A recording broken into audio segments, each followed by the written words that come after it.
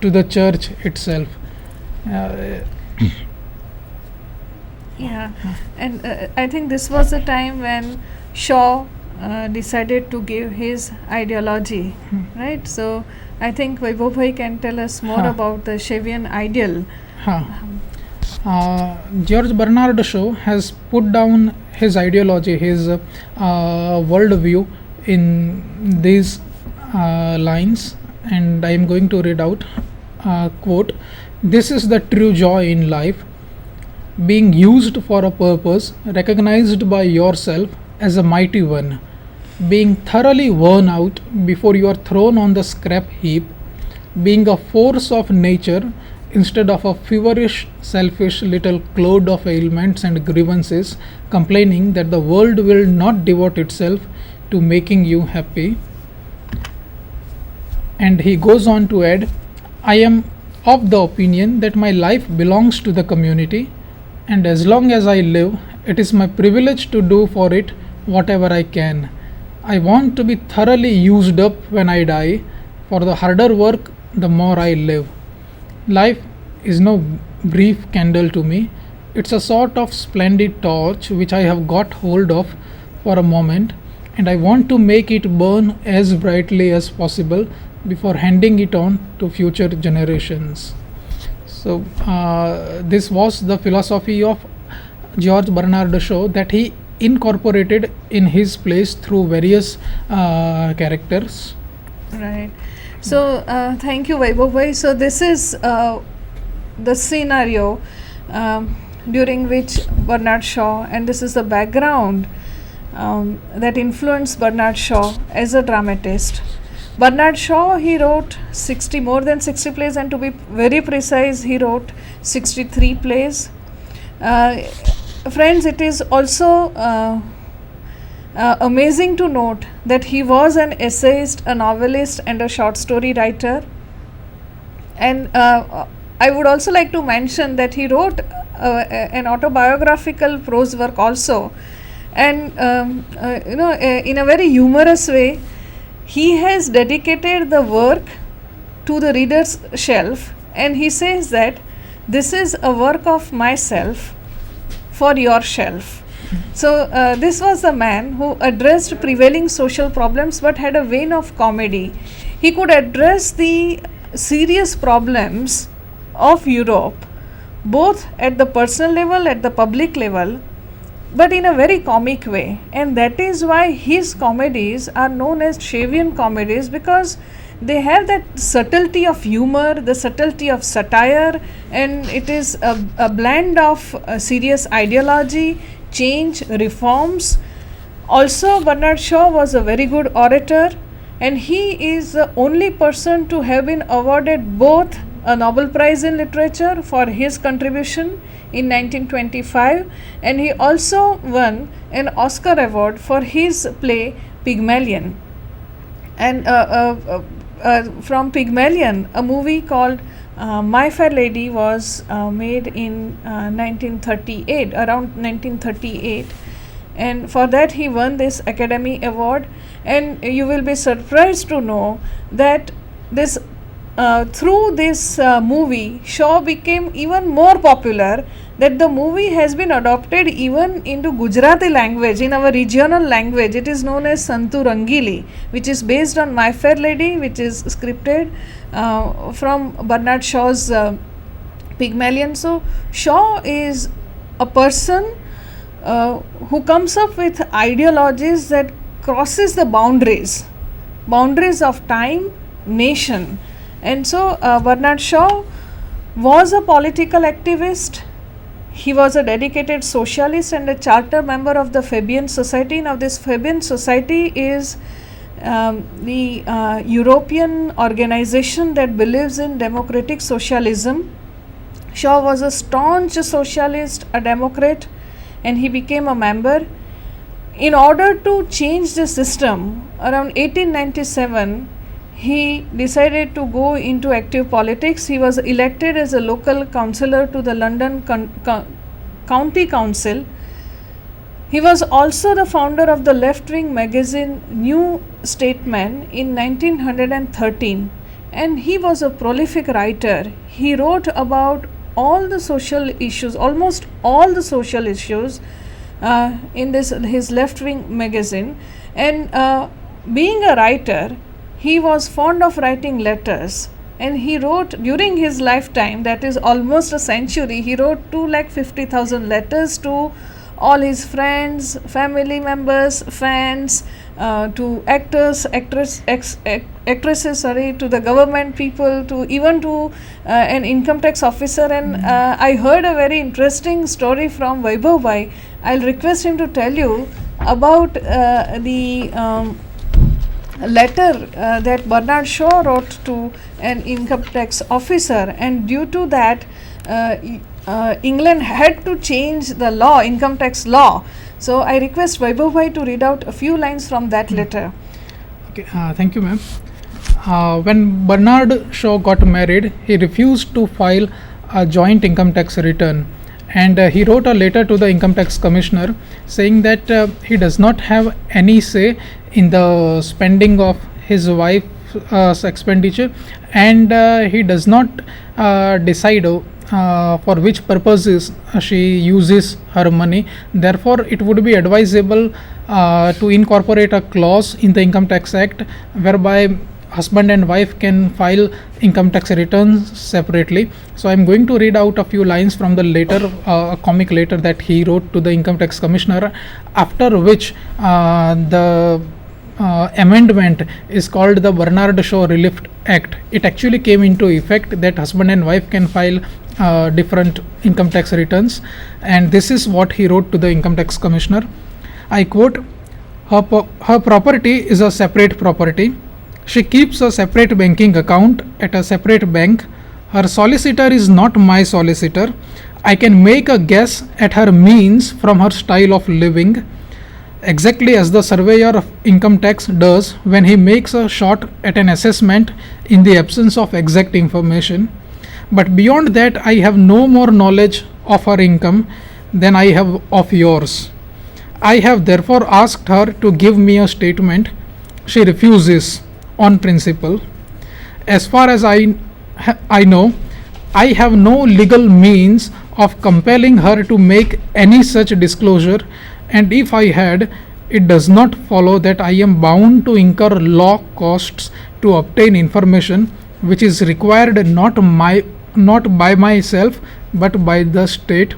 Clearly, it is within the power of the commissioners to compel my wife to make a full disclosure of her income for the purposes of taxation. Unquote. Thank you, Vaibhav Bhai. I think he used to have respect for the space of women in British society, in the conservative British society, and that we can find in his plays also. Friends, I would also like to talk about some the literary achievements. As I said, he started as a writer, he started as a music critic.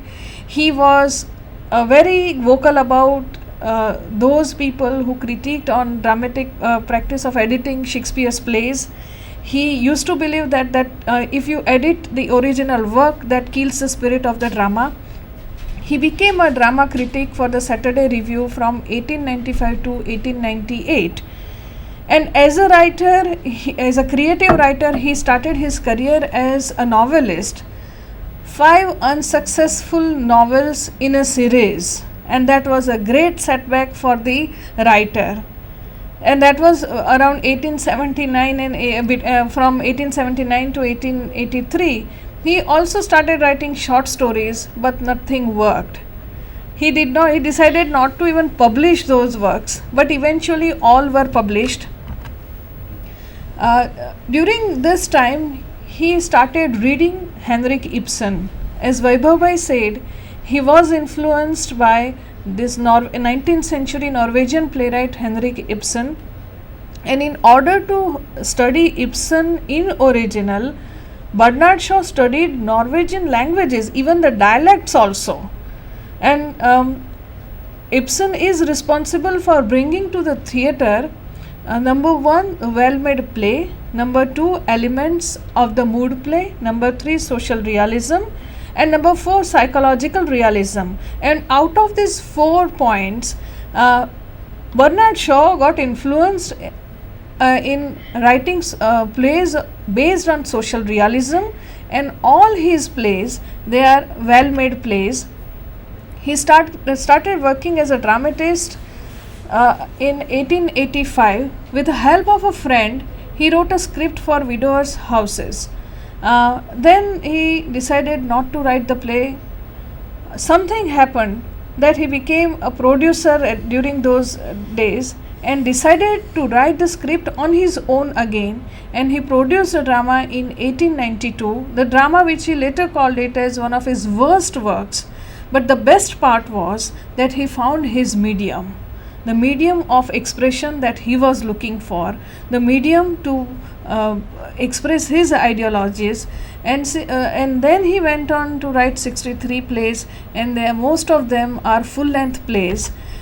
This is a list of some of his plays. This is an edited list, some plays that he wrote during his career in the early life, then when he was at the peak of his career, and the later plays. And some of his plays like Caesar and Cleopatra, Man and Superman, they are known for known as the vehicles of Shavian ideology. Bernard Shaw became a kind of mythological character for people. You can talk about any of a humorous anecdote and you can connect it with Bernard Shaw. So this was the place. He became a kind of a spokesperson for Europe. And it is also interesting to note that there is a writer called L.W. Carroll in his in his critical work Bernard Shaw and BBC. He mentions that in Germany Hitler allowed only 2 writers to be studied in English, because Hitler had banned English literature from Germany during the Second World War. Shakespeare, because he has not written anything about London, no setting of London is available in Shakespeare's plays. And Shaw, because Shaw writes everything against imperialistic society, everything against the ruling government in England. So that is therefore Shaw is a writer who became so popular in all the European countries even during the war, because he was a spokesperson of a common man. And he was a socialist, a staunch socialist, and in a letter to Henry James, one of the leading literary figures of all times, he wrote that I as a socialist have had to preach as much as anyone the enormous power of the environment. We can change it. We must change it. There is absolutely no other sense in life than the task of changing it. What is the use of writing plays? What is the use of writing anything if there is not a will which finally molds chaos itself into a race of gods? In a very serious note, he talks about changing the society and in changing the European scenario, and he writes against the imperialistic struggles that Europe went through. Now let me show you a video in which Bernard Shaw talks about his ideas on Mussolini. Some people believe that he talks in support of Mussolini, but no friends, this is an absolute satire on the political powers during his time. So let's watch people this. Who only know me from reading my book, or sometimes even from seeing my plays, get a most unpleasant impression.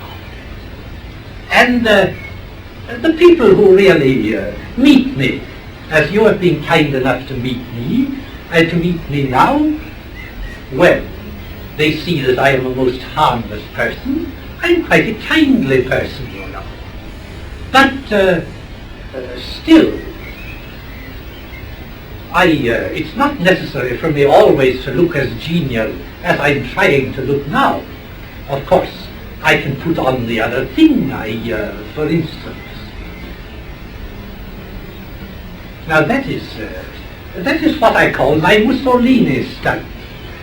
They, by the way, I think in justice to Signor Mussolini, I ought to tell you, that he has a very wonderful head.